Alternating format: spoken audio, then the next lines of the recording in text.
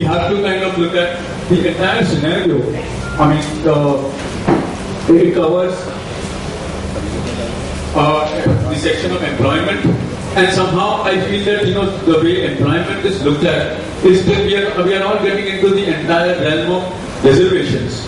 I mean, yes, reservations are a very important aspect of employment of persons with disabilities, but there ought to be a completely, from my point, a standpoint that there should be no discrimination on the grounds of disability. I mean, that should be the kind of overarching statement. And then and where people require reservations, they should be provided. Then education, it covers education. It covers access to premises, something that Anjali was talking about in the definitions. And I think if we going back to the point that I made earlier, that the way we should kind of define discrimination.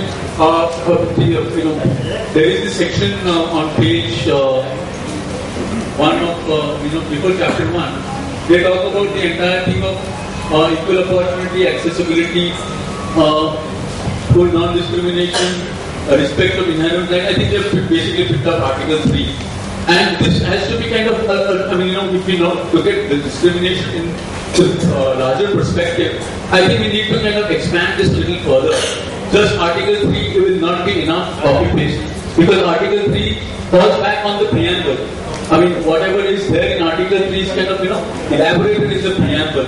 So we have to be very careful on that portion, that, we don't give no grounds for people to interpret otherwise. On the entire thing. And the other aspect of UNCRPD is the twin-track approach. Women with disability and children with disability are kind of linked into every article wherever they are concerned.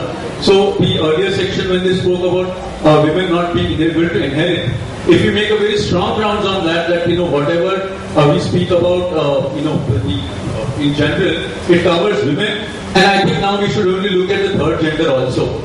Because the Supreme Court has kind of accepted it. So it's just not just women with disabilities or men. It should be kind of a very gender-based kind of an intervention. There are other issues that happen.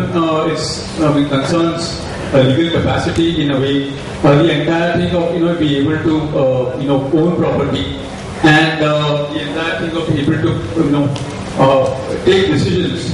Because of being a person with disability, the law as such doesn't say that I cannot do it as a person, such cerebral palsy.